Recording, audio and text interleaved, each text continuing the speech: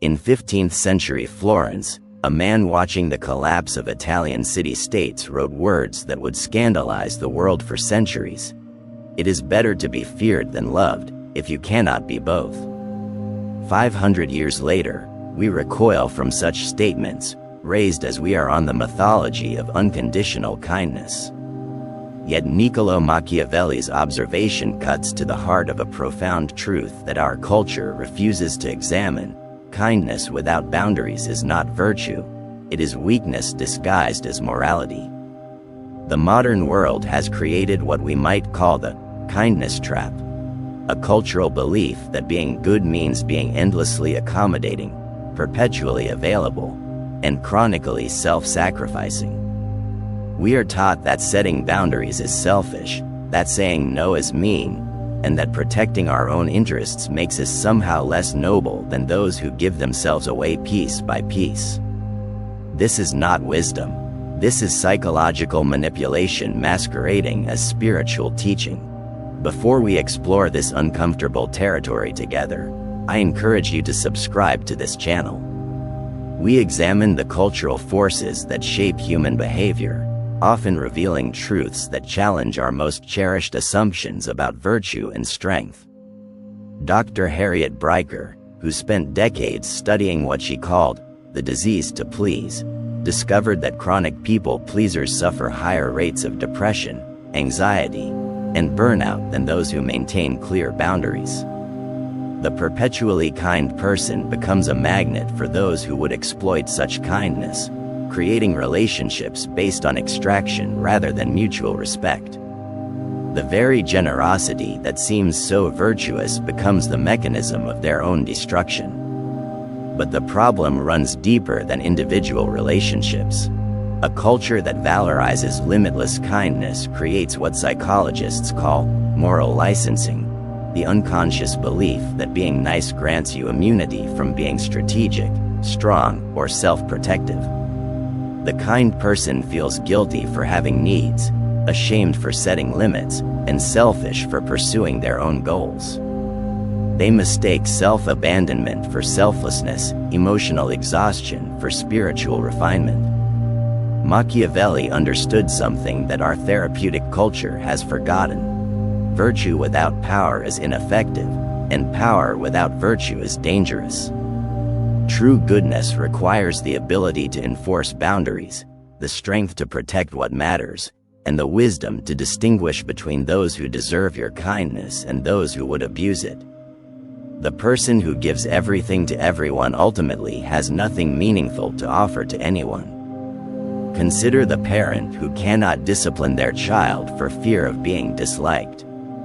Their unconditional acceptance, which seems so loving, actually deprives the child of the structure and limits necessary for healthy development. The child grows up without boundaries, expecting the world to accommodate their every whim, ill-prepared for the reality of consequence and responsibility. The parent's fear of seeming unkind creates a far greater cruelty, raising a human being unprepared for life. Or examine the manager who cannot give difficult feedback because they want to be liked by their team. Their avoidance of uncomfortable conversations, which seems so compassionate, allows problems to fester and poor performance to continue unchecked.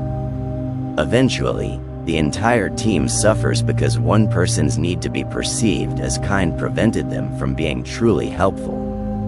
Their kindness becomes a form of selfishness, prioritizing their own emotional comfort over their team's growth and success. The ancient Greeks distinguished between different types of love, recognizing that not all positive feelings serve the same function.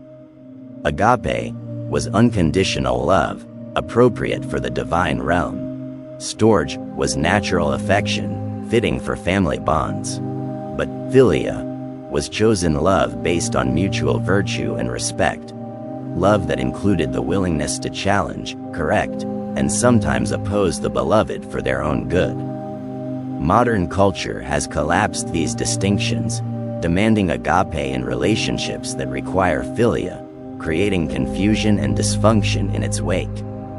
Machiavelli's insight was not that cruelty is preferable to kindness, but that effectiveness requires a more complex understanding of human nature than naive goodness allows. He observed that people respect those who respect themselves, trust those who demonstrate competence, and follow those who show strength. The person who cannot say no, cannot enforce boundaries, and cannot protect their own interests inspires neither respect nor trust. They inspire pity and exploitation. This does not mean becoming heartless or manipulative. This means understanding that true kindness sometimes requires actions that feel unkind in the moment. The surgeon who cuts into healthy tissue to remove a tumor is not being cruel. They are being kind in a way that requires skill, knowledge, and the courage to cause temporary pain for long-term healing. The teacher who fails a student who has not done the work is not being mean. They are being kind in a way that honors standards and promotes growth.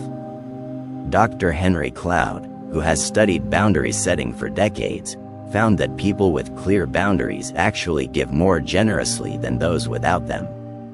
When you know your limits, you can give from abundance rather than depletion. When you protect your resources, you have resources to share. When you maintain your standards, you can help others meet theirs. Boundaries do not make you less kind. They make your kindness sustainable and meaningful. The person trapped in the kindness trap gives and gives until they have nothing left, then resents others for taking what they freely offered.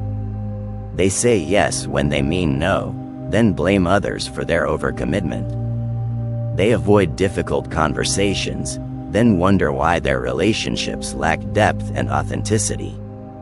They prioritize harmony over honesty, then feel frustrated by the superficiality of their connections. But breaking free from the kindness trap requires confronting some uncomfortable truths about human nature that our culture prefers to ignore. Not everyone has good intentions. Not everyone will respect your generosity. Not everyone deserves your time, energy, and attention. Some people will take advantage of your kindness, interpret your flexibility as weakness, and mistake your accommodation for permission to treat you poorly. This is not cynicism, this is realism. And realism is the foundation of wisdom. The person who understands human nature can navigate it skillfully. The person who idealizes human nature becomes its victim. Machiavelli's harsh truth is that the world is not organized around your comfort, your preferences, or your need to be liked. The world respects those who understand its rules and play by them effectively. The transformation from chronic people pleaser to authentically powerful person begins with a fundamental shift in how you define kindness. Instead of defining kindness as saying yes to everything, you define it as saying yes to what serves the highest good. Instead of defining kindness as avoiding all conflict, you define it as engaging in necessary conflict with skill and compassion. Instead of defining kindness as meeting everyone's expectations, you define it as meeting your own standards of integrity and wisdom. This requires developing what psychologists call differentiated kindness, the ability to calibrate your response based on the person and situation rather than operating from a single mode of endless accommodation. With your children, kindness might mean setting firm limits. With your friends, kindness might mean honest feedback. With strangers, kindness might mean polite distance. With manipulators, kindness might mean protective boundaries. The goal is not to become cruel or selfish. The goal is to become wise in your kindness, strategic in your generosity, and protective of what enables you to continue being genuinely helpful rather than merely accommodating. True power serves something larger than itself. True kindness includes the strength to enforce itself. And true virtue requires the wisdom to know when mercy serves justice and when it enables injustice. The modern epidemic of excessive kindness has deep psychological roots that extend far beyond simple generosity or cultural conditioning. At its core, The inability to set boundaries often stems from what psychologists call rejection sensitivity, an unconscious terror of abandonment that drives people to sacrifice their own needs in desperate attempts to maintain connection with others. Dr. Geraldine Downey's research at Columbia University revealed that individuals with high rejection sensitivity constantly scan their environment for signs of potential rejection, interpreting neutral behaviors as hostile and ambiguous situations as threatening. For these individuals, saying no feels existentially dangerous because they unconsciously equate disappointment others with abandonment by others. The chronic people pleaser is not being altruistic, they are being self-protective in a way that ultimately becomes self-destructive. This pattern often begins in childhood with what attachment theorists call conditional love, situations where affection, attention, or approval were contingent upon being good, which typically meant being compliant, accommodating, and undemanding. The child learns that their worth depends on their usefulness to others, that love is something to be earned rather than something they inherently deserve. They develop what psychologist Dr. Alice Miller called a false self, a persona designed to meet others' needs while their authentic self remains hidden and unacknowledged. The false self becomes expert at reading others' emotions, anticipating their needs, and adjusting behavior to maintain approval. But this skill comes at a devastating cost. The person loses touch with their own emotions, needs, and preferences. They become so focused on external validation that they cannot access internal guidance. When asked what they want, they literally do not know because they have spent so much energy figuring out what others want from them. Dr. Elaine Aron's research on highly sensitive people revealed another dimension of this pattern. Approximately 20% of the population has a nervous system that processes sensory information more deeply and thoroughly than others. These individuals are often more empathetic, more aware of subtleties in others' emotions, and more affected by conflict or tension. In a culture that demands emotional toughness and interpersonal invulnerability, sensitive people often compensate by becoming excessively accommodating, hoping to prevent the very conflicts that feel overwhelming to their nervous systems. But excessive sensitivity to others' emotions, while it can produce great compassion, can also produce great confusion. When you feel others' feelings as intensely as your own, you lose the ability to distinguish between appropriate empathy and inappropriate responsibility. You begin to believe that others' emotional states are your fault and therefore your job to fix. This creates what therapists call emotional enmeshment, relationships where emotional boundaries are so blurred that you cannot tell where you end and the other person begins. The neuroscience of people-pleasing reveals why these patterns are so difficult to change. Dr. Matthew Lieberman's research at UCLA found that social rejection activates the same neural pathways as physical pain. For the rejection-sensitive person, disappointing others literally hurts. The anterior cingulate cortex and the right ventral prefrontal cortex light up as if they were experiencing actual injury. Their brain interprets social disapproval as a threat to survival, triggering fight or flight responses that make boundary setting feel like a life or death situation. This neurological reality explains why rational arguments about the importance of boundaries often fail to create lasting change. The person knows intellectually that they should say no more often, that they should prioritize their own needs, that they should stop accommodating unreasonable demands. But when the moment comes to actually set a boundary, their nervous system floods them with anxiety, guilt, and fear that feel more real and immediate than any intellectual understanding. The situation becomes more complex when we examine the secondary gains of chronic people-pleasing. While the pattern causes obvious suffering, it also provides certain psychological benefits that the unconscious mind is reluctant to surrender. The people-pleaser gets to feel needed, important, and morally superior. They can maintain the identity of being the good one, the helpful one, the person everyone can count on. This identity, while exhausting to maintain, provides a sense of purpose and specialness that feels safer than the vulnerability of being valued for who you are rather than what you do. Additionally, chronic accommodation allows the person to avoid the anxiety of making decisions and taking responsibility for outcomes. When you always defer to others' preferences, you never have to risk making the wrong choice. When you always prioritize others' needs, you never have to face the possibility that your own needs might be selfish, unrealistic, or inappropriate. The people pleaser trades autonomy for a kind of psychological safety, the safety of never having to face their own preferences, priorities, and potential mistakes. Dr. Kristin Neff's research on self-compassion revealed another crucial element. People who struggle with boundaries often have harsh internal critics that make self-care feel selfish and self-protection feel cruel. They extend to others the compassion they cannot offer themselves, creating relationships where they give what they wish they could receive. But this dynamic inevitably breeds resentment, as they unconsciously expect others to reciprocate their level of care and attention, then feel hurt when others maintain the boundaries they cannot maintain themselves. The cultural context makes these individual patterns more entrenched.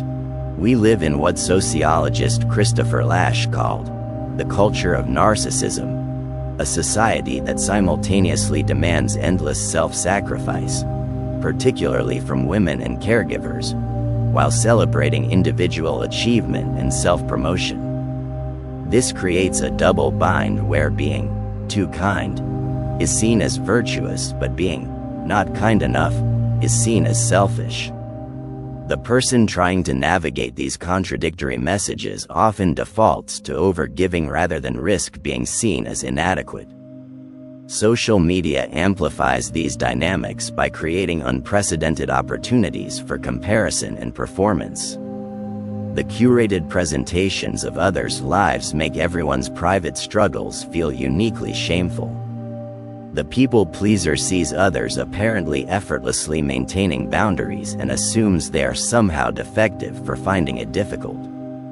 They increase their efforts to be accommodating, hoping to compensate for what they perceive as their fundamental inadequacy. But perhaps most importantly, the boundaryless person has never learned the difference between being kind and being enabling. True kindness sometimes requires disappointing others, challenging their behavior, or refusing to participate in their dysfunction. The parent who gives their adult child money to avoid seeing them struggle is not being kind, they are being enabling. The friend who never challenges destructive behavior to avoid conflict is not being supportive, they are being complicit. Dr. Melody Beattie's groundbreaking work on codependency revealed that what looks like selfless love is often unconscious control. The person who cannot say no often cannot tolerate others' disappointment, anger, or disapproval. They accommodate not out of genuine care but out of their own discomfort with others' negative emotions.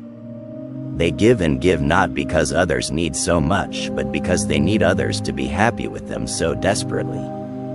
If you are recognizing these patterns in your own life, remember to subscribe to this channel for more explorations of the psychological and cultural forces that shape human behavior. Understanding these dynamics is the first step toward transforming them. The transformation from boundaryless accommodation to wise kindness requires what psychologists call distress tolerance, the ability to experience uncomfortable emotions without immediately acting to eliminate them. You must learn to tolerate others' disappointment without rushing to fix it, to sit with your own guilt without automatically giving in, and to experience conflict without immediately surrendering your position. This is not about becoming indifferent to others' feelings. This is about becoming appropriately responsive rather than compulsively reactive. True empathy includes the ability to witness others' struggles without taking responsibility for solving them. True compassion includes the willingness to let others experience the consequences of their choices. True love includes the strength to maintain your integrity even when others pressure you to abandon it. Niccolo Machiavelli's greatest contribution to human understanding was not his supposed endorsement of cruelty, but his recognition that effectiveness requires a clear-eyed assessment of how power actually operates in human relationships. His framework for leadership, when properly understood, provides a roadmap for what we might call strategic kindness, generosity that serves justice rather than enabling dysfunction, compassion that strengthens rather than weakens, and love that includes the courage to say difficult truths. The first principle of Machiavellian kindness is what he called the economy of force, using the minimum amount of pressure necessary to achieve the desired outcome. This is not about being harsh or cruel. This is about being efficient and effective. The parent who screams and threatens when a calm, firm statement would suffice is not being appropriately Machiavellian. Neither is the parent who endlessly negotiates and pleads when clear consequences are called for. Both waste energy and undermine their own authority. Dr. Diana Baumrin's research on parenting styles revealed that authoritative parenting, high in both warmth and boundaries, produces the most psychologically healthy children. Authoritative parents combine genuine care with clear expectations, creating what Machiavelli would recognize as the ideal balance between being loved and being respected. They are kind enough to be trusted and strong enough to be followed. The second principle is strategic vulnerability, revealing weakness only when it serves a larger purpose. The chronically accommodating person shows their vulnerability indiscriminately, inviting exploitation from those who would take advantage of their openness. The strategically vulnerable person chooses when, where, and with whom to reveal their struggles, creating intimacy with those who deserve it while maintaining appropriate protection with those who do not. This requires developing what psychologists call interpersonal effectiveness, the ability to assess relationships accurately and respond appropriately. Not every person who asks for your time deserves it. Not every request for help is legitimate. Not every expression of need requires your response. The Machiavellian framework asks, what is this person's track record of reciprocity? What are their true motivations? What would serve the highest good in this situation? The third principle involves what Machiavelli called maintaining the balance of power. He understood that relationships become dysfunctional when the power dynamic becomes too unequal. The person who gives everything and asks for nothing creates an imbalanced relationship that ultimately serves no one well. The receiver becomes dependent and entitled, while the giver becomes resentful and depleted. Strategic kindness maintains a healthy equilibrium where both parties contribute and both parties benefit. Dr. John Gottman's research on relationship dynamics confirmed this principle empirically. He found that successful relationships maintain what he calls a positive sentiment override, a general atmosphere of goodwill, but they also include regular negotiations, compromises, and mutual accommodations. Partners in healthy relationships ask for what they need, set limits on what they will tolerate, and expect reciprocity in their generosity. The fourth principle is timing and context, understanding that the same action can be either kind or cruel depending on when and how it is delivered. The feedback that would be helpful when someone is open to learning becomes destructive when they are defensive or overwhelmed. The boundary that would be appropriate in one relationship might be excessive or insufficient in another. Strategic kindness requires what philosophers call practical wisdom, the ability to discern what the situation actually calls for rather than applying the same response to every circumstance. Consider the difference between the manager who gives developmental feedback in private, at a time when the employee can absorb it, with specific suggestions for improvement, versus the manager who criticizes in public when the person is already stressed, with vague complaints about their attitude. Both managers might justify their actions as being honest, but only one demonstrates strategic kindness. The fifth principle involves reputation management, understanding that how others perceive your kindness affects its impact and your ability to continue being helpful. The person who is seen as a pushover loses the respect necessary to influence others positively. Their kindness becomes invisible because it is expected rather than valued. The person who is seen as selectively generous gains influence because their approval carries weight. This is not about being calculating in a manipulative sense. This is about being thoughtful in a responsible sense. Your reputation as someone who sets appropriate boundaries actually increases your ability to help others because people trust your judgment. When you say yes, they know you mean it. When you offer support, they know it comes from strength rather than weakness. When you invest in their success, they know it is based on merit rather than guilt or obligation. Dr. Robert Cialdini's research on influence revealed that people are more likely to value what they have to earn than what is freely given. The person who makes their time, attention, and resources easily available actually decreases others' appreciation for these gifts. The person who maintains appropriate scarcity increases others' gratitude and reciprocity. This is not game playing. This is understanding basic human psychology and working with it rather than against it. The sixth principle is long-term thinking versus short-term accommodation. The chronically kind person often prioritizes immediate harmony over long-term health, avoiding short-term discomfort at the cost of long-term dysfunction. Strategic kindness takes the opposite approach, accepting short-term tension to create long-term stability and growth. The parent who disciplines a child is choosing long-term character development over short-term peace. The friend who challenges destructive behavior is choosing long-term relationship health over short-term comfort.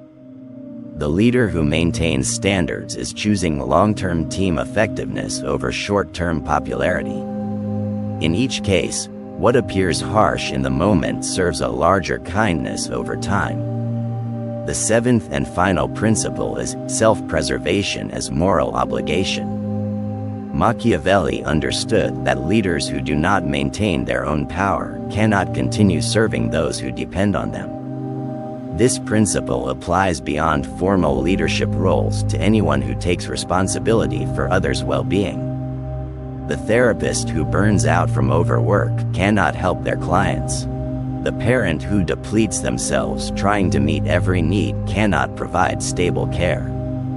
The friend who gives beyond their capacity eventually becomes unavailable to everyone. Self-preservation, from this perspective, is not selfishness, it is stewardship. You are responsible for maintaining the resources that allow you to continue being helpful. This means setting boundaries not just for your own comfort but for others' long-term benefit. It means saying no to some requests so you can say yes to the most important ones.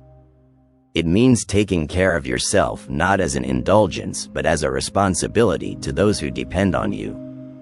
The integration of these principles creates what we might call mature kindness, generosity that is sustainable, love that includes strength, and compassion that serves growth rather than enabling stagnation. This is not about becoming cold or calculating. This is about becoming wise in your warmth and strategic in your service. The person who masters strategic kindness becomes genuinely helpful rather than merely accommodating. They create relationships based on mutual respect rather than one-sided giving. They inspire others to rise to higher standards rather than enabling them to remain in dysfunction. They become the kind of person others turn to not because they will say yes to everything, but because they will say yes to what matters most. This transformation requires courage, the courage to disappoint others sometimes, to risk conflict occasionally, and to prioritize substance over image consistently.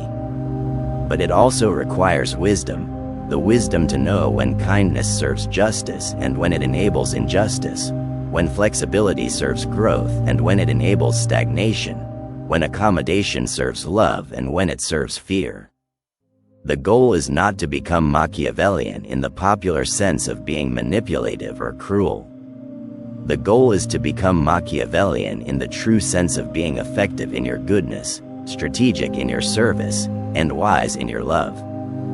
This is kindness that strengthens rather than weakens, both yourself and others.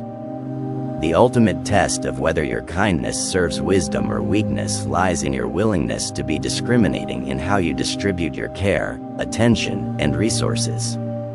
This idea challenges one of our culture's most sacred beliefs, that good people treat everyone equally and give unlimited second chances. But true virtue requires what the ancient Greeks called phronesis, practical wisdom that knows when mercy serves justice and when it enables injustice. Dr. Robert Hare's research on psychopathy revealed a disturbing truth about unconditional kindness. It makes you a target for exploitation. Individuals with antisocial personality disorders are skilled at identifying and manipulating people who cannot say no, who feel guilty about setting boundaries, and who mistake their inability to protect themselves for moral superiority. The person who prides themselves on being kind to everyone often becomes unknowingly complicit in their own abuse and, by extension, enables the abuser to harm others. This is not about becoming paranoid or suspicious of everyone. This is about developing what security professionals call situational awareness, the ability to read people and situations accurately and respond appropriately. Some people in your life deserve your complete trust and unlimited generosity.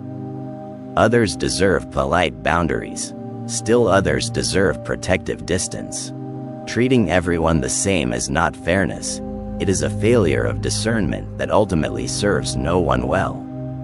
The rehabilitation of the word selfish is crucial for this transformation. In our culture, selfishness has become synonymous with cruelty, greed, and indifference to others. But the root meaning of selfish is simply concerned with one's own self, having a sense of your own identity, needs, and boundaries. Without appropriate selfishness, you cannot maintain the integrity necessary for authentic relationships or sustainable service to others.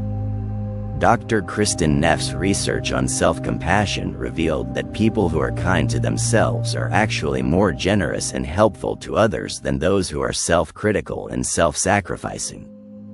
When you treat yourself with respect, you model healthy behavior for others. When you meet your own needs appropriately, you have genuine abundance to share rather than giving from depletion and resentment. The fear of being perceived as selfish often masks a deeper fear of being disliked or rejected. But consider this paradox. The people who respect you most are those who appreciate your boundaries, and the people who are upset by your boundaries are often those whose opinion matters least. Your true friends want you to take care of yourself because they care about your well-being.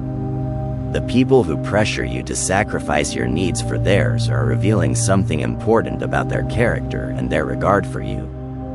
Moving toward selective kindness requires what psychologists call values clarification, getting clear about what you actually care about most deeply rather than trying to care about everything equally. When you know your core values, you can allocate your resources in alignment with what matters most rather than responding to whatever demand is most immediate or most emotionally manipulative. For example, if you value family stability, you might say no to volunteer commitments that would take too much time away from your children.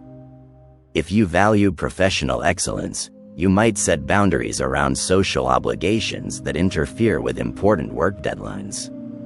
If you value deep friendship, you might invest more time in a few close relationships rather than trying to maintain superficial connection with everyone who asks for your attention. This process often reveals uncomfortable truths about relationships that seemed balanced but were actually exploitative. When you begin setting appropriate boundaries, some people will respect and appreciate the change, while others will pressure you to return to your previous patterns of accommodation. The people who cannot accept your boundaries are often the people who benefited most from your lack of them. Dr. Susan Forward's research on toxic relationships identified several categories of people who systematically exploit others' kindness. Emotional vampires who drain your energy through constant crisis and drama. Narcissists who expect unlimited attention and admiration while offering nothing in return. Controllers who use guilt, manipulation, and emotional blackmail to get their way. And users who are friendly when they need something but unavailable when you need support. Recognizing these patterns is not about becoming cynical or closing your heart. It is about becoming wise in your love and strategic in your service. The goal is not to eliminate these people from your life entirely. That may not be possible or advisable, but to interact with them in ways that protect your well-being while not enabling their dysfunction. With emotional vampires, this might mean limiting contact during their crisis periods and refusing to engage in repetitive conversations about problems they will not work to solve. With narcissists, this might mean offering polite acknowledgement without the excessive admiration they crave. With controllers, this might mean making decisions based on your own judgment rather than their emotional reactions. With users, this might mean reciprocating their level of investment rather than constantly giving more than you receive. The transformation toward selective kindness also requires developing what therapists call emotional intelligence, the ability to recognize manipulation tactics and respond to them appropriately rather than automatically. Common manipulation tactics include guilt tripping, after everything I've done for you, emotional blackmail, if you really loved me, you would. Gaslighting, you're being too sensitive, and false urgency, I need this right now or something terrible will happen. Learning to recognize these patterns allows you to respond thoughtfully rather than reactively. Instead of immediately accommodating to relieve the pressure, you can pause, assess whether the request is reasonable, and respond based on your values rather than your discomfort with conflict. This is not about becoming confrontational. It is about becoming conscious in your responses rather than compulsive. The practice of selective kindness also involves learning to distinguish between helping and enabling. Help supports someone's growth and independence. Enabling supports their dysfunction and dependence. The parent who pays an adult child's bills to keep them from experiencing consequences is enabling. The parent who helps their child learn budgeting skills and find employment is helping. The friend who listens to complaints but never offers constructive feedback is enabling. The friend who provides both emotional support and honest perspective is helping. Dr. Melody Beattie's work on codependency revealed that many people who see themselves as helpers are actually enablers who prevent others from developing their own strength and competence. Their kindness keeps others weak and dependent, which serves the enabler's need to feel needed while preventing the other person's growth. True kindness sometimes means allowing others to struggle, fail, and face consequences. The teacher who maintains high standards despite students' complaints is being kind to their future selves. The manager who addresses performance issues promptly is being kind to the entire team. The friend who refuses to enable destructive behavior is being kind to the person's long-term well-being, even if it creates short-term tension. This approach to relationships requires what Viktor Frankl called the courage to be disliked. You must be willing to disappoint others, sometimes in service of their highest good and your own integrity. This does not mean being cruel or indifferent. This means being willing to be misunderstood by people who confuse accommodation with love, boundaries with rejection, and standards with meanness. The journey toward selective kindness is ultimately a journey toward authentic power, not power over others, but power with others and power within yourself. When you no longer need everyone's approval to feel worthy, you can offer genuine care rather than performative niceness. When you no longer fear conflict, you can engage in the honest conversations that create real intimacy. When you no longer sacrifice your needs for others' wants, you can give from abundance rather than depletion. The world needs your kindness, but it needs your wise kindness, not your indiscriminate accommodation. It needs your strength, not your weakness disguised as virtue.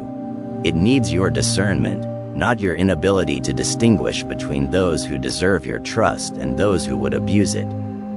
The person who learns to be selectively kind becomes genuinely helpful rather than merely accommodating, authentically loving rather than compulsively pleasing.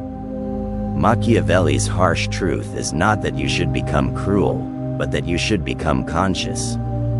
Conscious of your motivations, conscious of others' true character, and conscious of the difference between what serves growth and what enables stagnation. This consciousness, applied with compassion and guided by wisdom, creates kindness that strengthens rather than weakens, both yourself and others. If this exploration has challenged your assumptions about kindness and power, consider subscribing to our channel. We continue to examine the cultural and psychological forces that shape human behavior, often revealing uncomfortable truths that ultimately serve our liberation and growth. The journey toward authentic strength and wise love requires courage, but it leads to relationships and contributions that truly matter.